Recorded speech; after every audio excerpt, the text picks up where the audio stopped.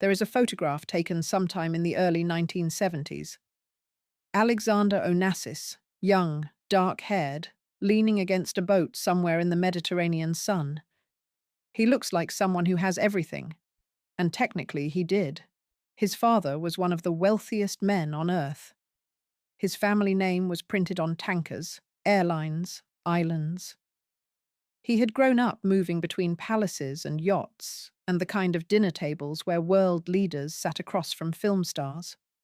He was 24 years old in that photograph, and he had maybe 2 years left to live.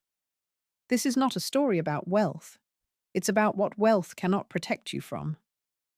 About a young man caught between a father who dominated everything he touched, a world that watched his every move, and a fate that arrived without warning on a January morning in Greece. Most people know the name Onassis. Far fewer know the son. Segment 7. Born into the eye of a storm. Alexander Onassis came into the world on April 23, 1948, in Athens, Greece. His father, Aristotle Onassis, was already well on his way to becoming a legend, a self-made shipping magnate who had climbed out of near poverty in Smyrna, survived the collapse of his hometown, emigrated with almost nothing, and built an empire through relentless ambition and a talent for negotiation that bordered on the mythological. His mother was Athena Mary Livanos, daughter of another powerful Greek shipping family. The marriage between Aristotle and Athena Livanos was, by most accounts, a union of two dynasties rather than two people deeply in love. Athena was 17 when she married Aristotle. He was 37. The gap wasn't just age, it was everything. Temperament, desire, world-view. She wanted stability. He wanted conquest. And conquest was what he was going to get, whether it fit inside a marriage or not. Alexander grew up with his sister, Christina, who was born a year later in 1950. The two children were close in the way that siblings become close when the adults around them are perpetually distracted. Their parents' marriage was turbulent from early on, marked by Aristotle's long absences, his roving attention, and a restlessness that made him a brilliant businessman and a difficult husband. Athena Livanos was a gentle, private woman who found the spectacle of Onassis' life increasingly exhausting. They moved between homes, a villa in Athens, apartments in Paris, time aboard the Christina, the legendary yacht named after Alexander's sister that Aristotle had converted from a Canadian frigate into something closer to a floating palace. There were staff, tutors, security, the constant hum of importance. And in the middle of it all, two children trying to understand what family meant when their father was always somewhere else, and their mother was slowly retreating from a world she hadn't signed up for. Aristotle was not indifferent to his children, but he was not present in the way children need. He was the kind of father who could make you feel like the center of the universe when he was in the room, and then vanish for weeks.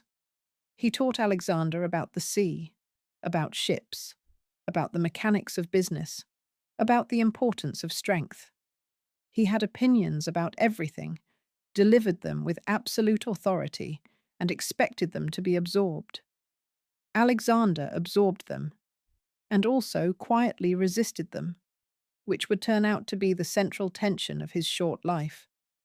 By the time Alexander was a teenager, his parents' marriage had all but dissolved in practice, though they would not formally divorce until 1960. When the split came, it was Athena who left, and she eventually remarried to Aristotle's chief rival in the shipping world, Stavros Niarchos. The irony was so sharp, it seemed almost scripted. Aristotle did not take it quietly. The rivalry between Onassis and Niarchos was one of the defining feuds of the mid-20th century shipping world. Two men who had come from similar backgrounds, built similar empires, and developed a mutual hostility that was professional, personal, and ultimately almost mythological in its intensity. They competed over ships, over contracts, over influence, over social status. And now, with the remarriage of Athena Livanos, their rivalry had been inscribed inside Alexander's own family. His mother's new husband was his father's oldest enemy. There was no way for a teenager to process that cleanly. The divorce left Alexander and Christina in a complicated position, shuttled between parents, between worlds, between the expectations of a father who was building a mythology around himself and the grief of a mother who was disappearing into a different life. Christina took it hardest, in ways that would haunt her for decades. Alexander internalized it differently. He grew quieter, more careful, more determined to find something that was entirely his own. The education he received was international and expensive. Schools in Switzerland, tutors arranged across Europe, the kind of curriculum designed to produce someone fluent in multiple languages and at ease in multiple cultures. He was educated for a life in which the world was his operating territory, which was accurate enough, but which also meant he grew up without the kind of stable, rooted childhood that most people take for granted. The friendships of his early years were often short-lived by necessity. You don't form lasting bonds with classmates when you're moved between countries on your father's schedule. What he took from all of that, by the time he reached his late teens, was a particular kind of self-sufficiency. He had learned to be comfortable with his own company, to find his own interests without waiting for someone to direct him toward them, and to distinguish between the people in his orbit who were genuinely drawn to him and the ones who were drawn to the name. That last skill is harder to develop than it sounds, and it's especially hard when you're a teenager whose name is one of the most famous in the world. And he found it. Two things that were entirely his own, both of which put him on a direct collision course with his father, both of which would define everything that followed. Segment 6. The Pilot and the Older Woman. There were two things Alexander Onassis wanted that his father did not approve of. The first was flying. The second was Fiona Thyssen. He developed a passion for aviation in his late teens. A genuine, consuming love for it, not the casual enthusiasm of a rich boy collecting hobbies. He pursued a pilot's license with real seriousness and became a skilled flyer. There was something about being in the air that suited him, the self-reliance of it, the technical precision required, the fact that altitude made no exceptions for surnames or bank accounts. You either flew the plane correctly or you didn't. Aristotle hated it. Not flying in general. He had no particular fear of aircraft. He hated that his son, his heir, the young man who was supposed to inherit and expand an empire built from the sea, was spending his time in the sky. There were arguments about it, the kind of arguments that only happen between fathers and sons, when what's really being argued about is something much larger than the stated subject. Aristotle wanted Alexander focused on shipping, on business, on the continuation of everything he had built. Alexander wanted to be allowed to be something other than a continuation. Fiona Thyssen was the other flashpoint. She was born Fiona Campbell Walter, a Scottish model who had been one of the most photographed women in Europe during the 1950s. By the time she and Alexander met, she had been married to the German industrialist Hans Heinrich Thyssen-Bornemisza and had children from that marriage. She was 17 years older than Alexander. She was sophisticated, independent, and deeply fond of him in a way that seemed genuine on both sides. Alexander was, by all accounts, completely devoted to her. Aristotle was appalled. The reasons he gave were practical: the age gap, her previous marriage, the children she already had. But underneath the practical objections was something more instinctive and territorial. Aristotle Onassis was a man who controlled things. He controlled his ships, his deals, his image, his dinner tables. The idea that his son had chosen someone entirely outside the carefully maintained world of Greek shipping dynasties and social propriety, someone older, someone with her own history, someone who answered to no one, was a kind of defiance he found genuinely difficult to absorb. He did not simply disapprove. He made the disapproval known, loudly and consistently, and put pressure on Alexander to end things. Alexander refused. He and Fiona maintained their relationship for years, living together for extended periods, openly devoted to each other in a way that was visible to everyone around them. What made this more remarkable was the specific nature of what Alexander was refusing. He was refusing his father, a man who had faced down governments, outmaneuvered some of the wealthiest and most connected businessmen in the world, and who operated with the unshakable conviction that his judgment was correct in all things. Saying no to Aristotle Onassis was not simply an act of personal stubbornness. It required a particular kind of nerve that most people who encountered Aristotle professionally and personally found impossible to sustain. Alexander sustained it. Fiona herself was not a fragile figure in any of this. She had built her own identity in the years before she met Alexander. She was a woman of real presence and accomplishment, who had navigated a world not known for its generosity toward independent women on her own terms. She was not intimidated by the Onassis machinery, and the fact that she was 17 years older than Alexander seemed to genuinely not matter between them. By all accounts, they operated as equals, sharing an intellectual intimacy and a sense of humor that made the relationship feel grounded rather than transactional. There was something in their dynamic that suggested he had found in her what he couldn't quite find elsewhere in his life. Someone who knew exactly who he was, had no interest in the performance of wealth and celebrity, and simply wanted the actual person. For a young man whose name and circumstances had made authenticity genuinely rare in his relationships, that must have been remarkable. It was one of the few areas in which Alexander held his ground completely, and those who knew him well said it revealed something important about who he was. That beneath the quiet exterior was someone with his own convictions, his own sense of what mattered, his own definition of loyalty. He was not, despite everything, simply a shadow of his father. He was becoming his own person. But becoming your own person inside the Onassis orbit was never simple. Aristotle had opinions and the resources to make those opinions felt. He dangled inheritance, threatened access to the businesses, made clear that disagreement had consequences. It was a kind of emotional leverage that no amount of flying lessons or devoted relationships could fully neutralize. Still, Alexander stayed.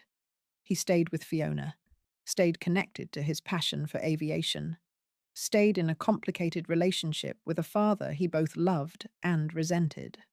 He took on increasing responsibilities within the Onassis shipping and business world as he moved through his early 20s, learning the operations, making himself useful, demonstrating that he was capable. He was being groomed for succession in the practical sense, shown the mechanics of the empire, introduced to key figures, given decisions to make and problems to solve. He approached this work seriously, which surprised some people who had expected a dilettante. He was not a dilettante. He paid attention, asked questions that demonstrated genuine comprehension, and built a working knowledge of a business that was genuinely complex. And then, on the morning of January 23rd, 1973, he climbed into an amphibious Piaggio aircraft at the Hellenikon airport in Athens. He was 24 years old. He had been doing this for years. He knew what he was doing. What happened next changed everything. And what came after the crash would shake Aristotle Onassis down to his foundation in ways that no business loss or personal rivalry ever had. Segment 5. The Crash. The details of what went wrong on that January morning have been discussed and debated for decades, and they remain, even now, not entirely settled. What is known? Alexander Onassis was at the controls of an amphibious Piaggio P-136 aircraft at Hellenikon Airport. With him were two other men, Donald McGregor, an American pilot who was an employee of Olympic Aviation, the Onassis-owned airline, and a flight instructor named Corneros. The plane took off, climbed briefly, and then something went catastrophically wrong almost immediately after takeoff. The aircraft came down hard.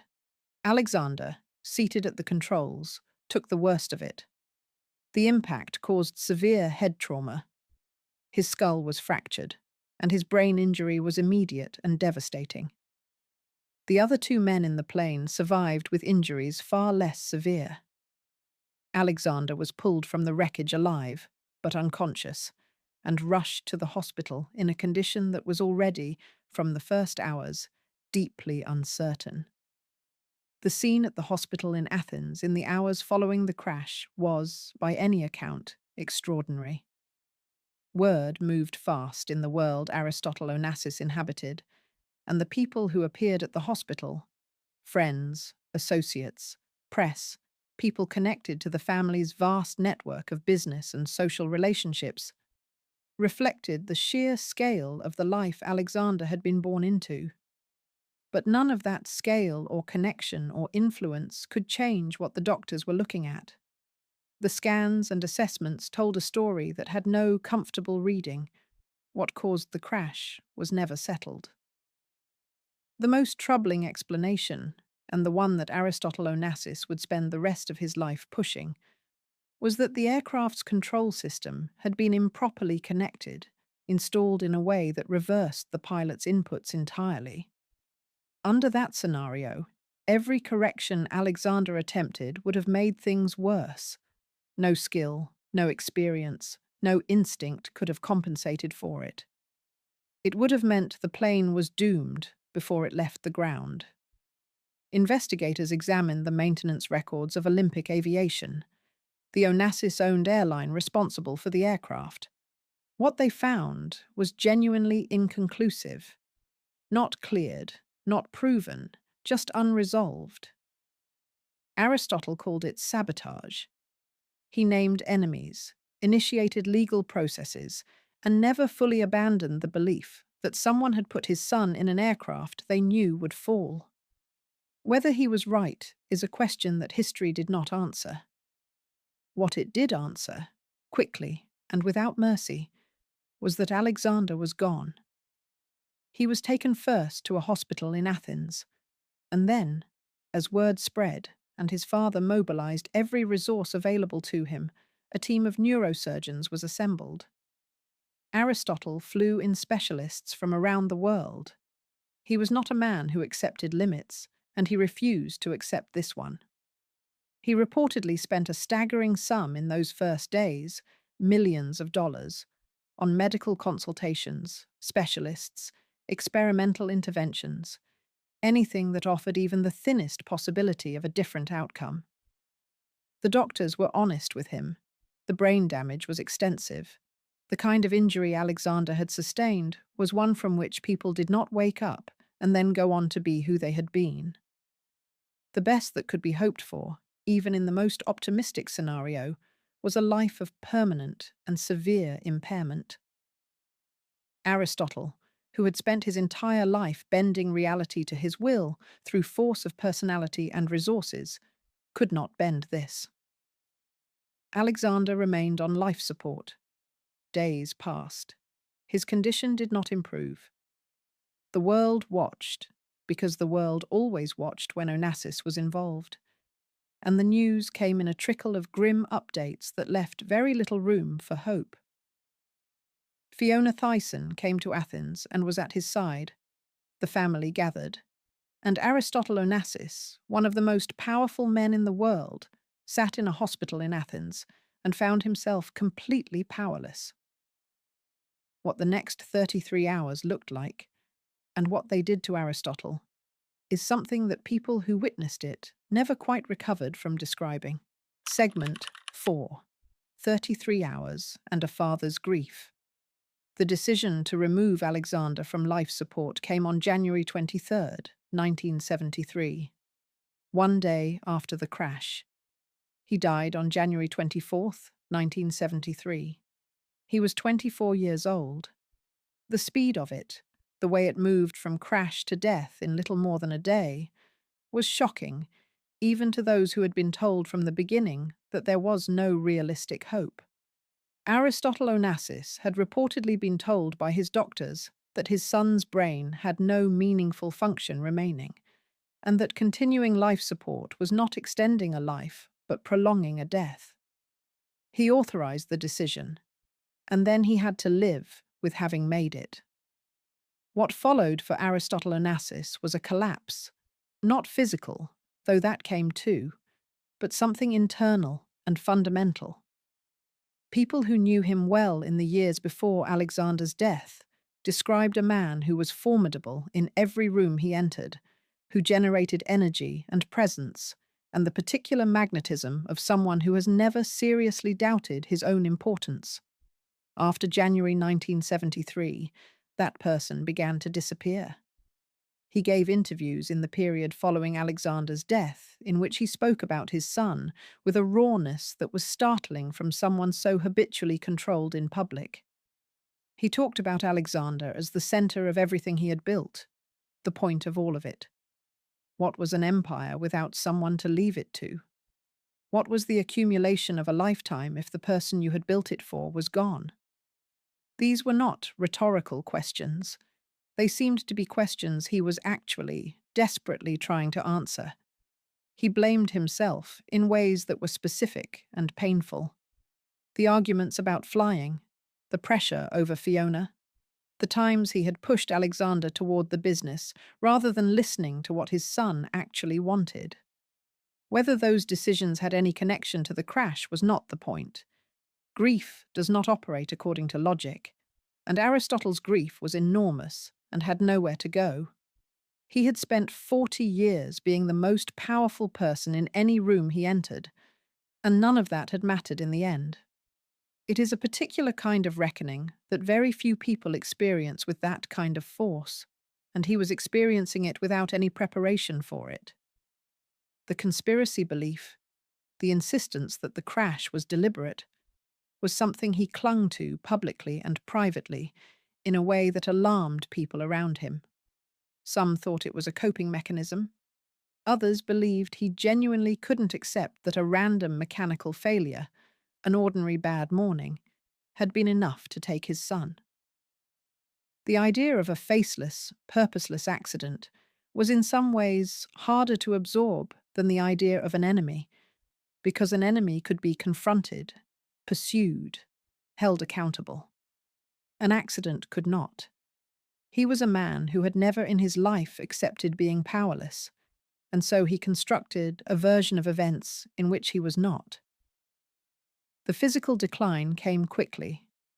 Aristotle Onassis was diagnosed with myasthenia gravis, a neuromuscular condition that causes progressive muscle weakness, in 1973, and while the disease had likely been developing before Alexander's death, it accelerated noticeably in the period after. He lost weight. He lost the sharpness that had always defined him. He was photographed in 1974, looking like a different person than the one the world had known. Diminished, tired, his famous eyes heavier than they had ever been. He died in March 1975, a little over 2 years after Alexander.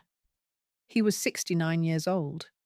The official cause was pneumonia, complicated by the effects of myasthenia gravis. But those closest to him said quietly that he had never recovered from January 1973, that something had broken in him that no doctor could repair and no wealth could replace. The empire he left behind passed to his daughter Christina, who had her own catastrophic relationship with it. But that is another story. What matters here is what the loss of Alexander meant, not just to Aristotle, but to the larger question of what kind of life Alexander had been living and what kind of life he might have had. Segment 3. Who Alexander actually was. The difficulty with writing about Alexander Onassis is that so much of what has been recorded about him passes through the lens of his father or through the aftermath of his death. The independent portrait. Alexander as he actually was, day to day, in rooms where Aristotle wasn't watching, is harder to reconstruct. But it's worth trying. People who knew him personally described someone quite different from the tabloid image of a jet-set heir. He was quiet where his father was loud. He was thoughtful where Aristotle was impulsive. He had a dry sense of humour that appeared in private and almost never in public. He was genuinely curious about mechanical things. Aviation, yes, but also the technical workings of ships, engines, systems. He was not simply performing interest in these things to please his father or to seem grounded. He found them genuinely absorbing. He was uncomfortable with celebrity in a way that was notable given the family he came from. The Onassis world was constantly observed. Journalists, photographers, socialites, hangers-on, the permanent audience that wealthy and famous people accumulate around themselves. Alexander navigated this world because he had no choice, but he found it exhausting rather than energizing. He did not seek attention. He did not cultivate his public image. He would have been, by most indications, happy to be left alone more often than his circumstances allowed. His relationship with Fiona Thyssen, which lasted from the mid-1960s until his death, was the clearest evidence of his capacity for sustained, genuine attachment. This was not a young man moving through relationships. He chose someone, committed to her, and remained committed regardless of the enormous family pressure pushing him in another direction. For someone so young, that kind of constancy was remarkable. Fiona, for her part, spoke about him in the years after his death with a grief that was evident and unperformed. She described someone kind, funny, serious, when seriousness was called for, and deeply loyal. His relationship with his sister Christina was close and protective in a way that both of them seemed to need. Christina was more volatile, more publicly demonstrative, and would go on to have a spectacularly turbulent life. Alexander was the steadier of the two, the one more likely to be listening than talking. People who knew them together said he watched out for her in the specific way that older siblings develop when they've grown up in an unstable household. His relationship with his father was the most complicated thing in his life. He loved Aristotle. That seems beyond question. He also chafed against him, resented the control, and was engaged in the long, slow work of separating himself enough to be his own person without severing what connected them. He was making progress at that. He had taken on real responsibilities in the business. He had held his ground on the things that mattered to him personally. He was 24 and still in the process of becoming, which is what makes his death so specifically hard to absorb. Not just the fact of it, but the timing. He had done the hard interior work of figuring out who he was. He had looked at everything his circumstances offered and his circumstances demanded, and he had made choices. Real ones, at real cost. He just never got to live them out fully. There is a particular category of loss that belongs to people who die young, the loss of everything that hadn't happened yet. The books unwritten, the decisions unmade, the person they were in the process of becoming. Alexander Onassis belongs in that category. He was not a finished person. None of us are at 24. But the direction was clear enough that the absence feels sharp. The sense that someone specific, with a specific way of moving through the world, was taken before the world got to see it fully. Segment 2. The world he left behind. When Alexander died, The questions about the Onassis Empire's future sharpened immediately. Aristotle had built everything with the assumption that his son would eventually take it over, not necessarily in the same form, not necessarily using the same methods, but in the general sense of continuation. The tankers, the airline, the island of Scorpios that Aristotle had purchased and transformed into a private retreat, the homes across multiple countries, all of it had been accumulated with a next generation in mind. Without Alexander, none of that had a clear successor. Christina was the only remaining child, and she was 23 when her brother died. Young, grieving, and already entangled in the first of what would be 4 marriages. She eventually inherited the empire after Aristotle's death in 1975, and she ran it. She ran it with effort and seriousness, and she grew into the role in ways that surprised people who had underestimated her. She navigated the shipping business through difficult years, made hard decisions, and proved that her father's dismissiveness about her abilities had been wrong. But she was also profoundly unhappy in ways that the business could not address. She struggled with her weight, her health, her relationships, the loneliness that seems to attach itself to people who have inherited everything except peace. She died in Buenos Aires in 1988 at the age of 37, and her death carried the particular sadness of someone who had spent her whole life in the shadow of losses she never fully recovered from. Alexander's death was the first of them. Aristotle's marriage to Jacqueline Kennedy, which had taken place in 1968, 5 years before Alexander's death, added another layer of complexity to everything. The marriage had already become strained by the time the crash happened. Jackie and Alexander had a difficult relationship. By some accounts, she found him cold toward her, and he had not hidden his disapproval of the marriage. It was one of the few things he and Christina agreed on completely. After his death, the marriage between Aristotle and Jackie deteriorated further and rapidly. They spent long stretches apart. He spoke about her bitterly in private. He began pursuing a divorce before his own health made that irrelevant, and she was reportedly in New York when he died in Paris in March 1975. The marriage had, in the end, been one more thing that the loss of Alexander had hollowed out. The mythology of the Onassis family has a particular texture to it, the sense of people who had more than anyone could want, and who were, nonetheless, not protected from anything.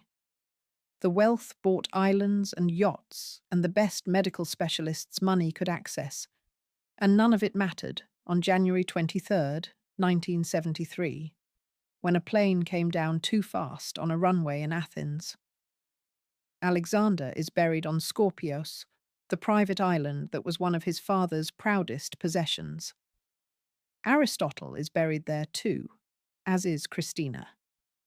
The island itself was eventually sold by Christina's daughter, Athena Roussel Onassis, the last of the direct line, who has largely stayed out of the public eye and distanced herself from the family's legacy. Scorpios passed through several ownership changes after that. The graves remain on the island, a small cluster of loss in a place that was once the center of a world that seemed impervious to ordinary human sorrow. But to understand why this loss hit as hard as it did, why it undid Aristotle so completely, you have to understand who Alexander actually was, separate from the name and the Heir narrative that surrounded him, because the person underneath was more interesting than the story that got written about him. Segment 1. What was lost, and what the name cost. Alexander didn't choose to be Aristotle Onassis's son. He didn't choose the shipping empire or the island or the yacht or the permanent audience. He was born into it, and like most people born into extreme circumstances, he spent much of his life negotiating with the conditions of his birth rather than simply inhabiting them. The flying was part of that negotiation. Fiona was part of it. The quiet, the preference for technical work over social performance, the dry humor in private. All of it was the work of someone trying to carve out a self inside a set of circumstances that left very little unclaimed territory. The name Onassis had a particular gravity to it, not just wealth, though it was that too, but expectation. People saw Alexander and they saw a continuation, a future tycoon, an heir. The name preceded him into every room and defined what people assumed before he had spoken a word. Growing up inside it was not the same thing as benefiting from it. There was benefit, obviously, comfort, access, a world that opened doors before you reached for the handle. But there was also the weight of it, constant and specific. He handled it with more grace than might have been expected. He wasn't the kind of rich young man who destroys things for attention. He was patient, quietly accumulating what was actually his, the skills, the relationship, the private sense of self, while managing the obligations that came with the name. He was succeeding at it, slowly, in the way that takes years and costs arguments and involves a lot of staying where you said you'd stay when it would have been easier to move. He was becoming someone.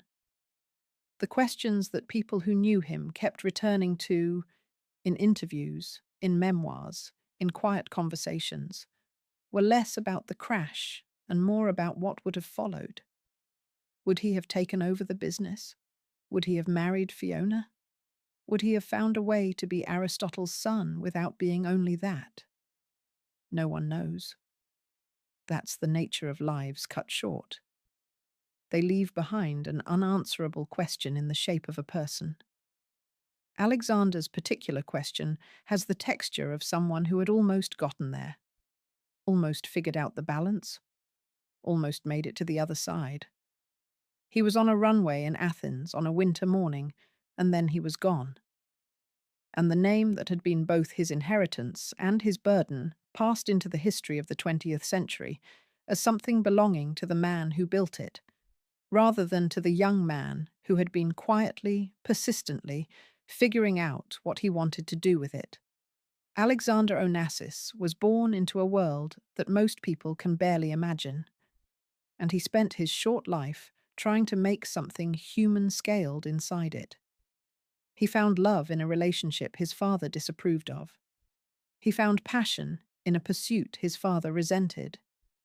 He found himself, slowly, in the particular way that takes years of stubborn private work, the kind that doesn't show up in photographs or newspaper columns, but that accumulates quietly in a person until they become recognizably themselves. He was 24 years old when a plane came down on a runway in Athens, and 33 hours later he was gone. His father, who had survived poverty and displacement and the collapse of an entire city and the ruthless competition of the international shipping world, did not survive losing him. Not really. The island where they are both buried sits in the Ionian Sea. Quiet now, no longer the center of anything, just water and stone and the graves of people who had everything the world calls important and who lost, in the end, the things that actually mattered. Alexander Onassis never inherited the empire his father built. He never got to find out what kind of man he would have become at 30, at 40, at the age his father was, when he was still just beginning to build something. We are left only with what we know of him at 24. Quiet, determined, in love, in the air, and almost there. If you enjoyed this video, please like and subscribe to our channel so you never miss out on more fascinating stories.